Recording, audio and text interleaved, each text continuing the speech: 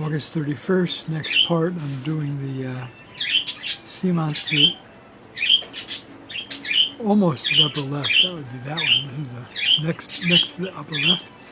And working eclectically, as artists do. Think of Pablo Picasso and Georges Braque in the early 20th century, and Cubism, inspired by sub-Saharan African carvings and so on. But I'm working eclectically from one of my own drawings. This is a drawing I did, undated, Join the Global Campaign to End Gefilte Fish Deprivation Syndrome, GFDS, by the way. And I like how this looked with colored pencil and black ink. So, and looking at it, yesterday there was just teeth in this upper mouth here, but I decided to make 1, 2, 3 more mouths.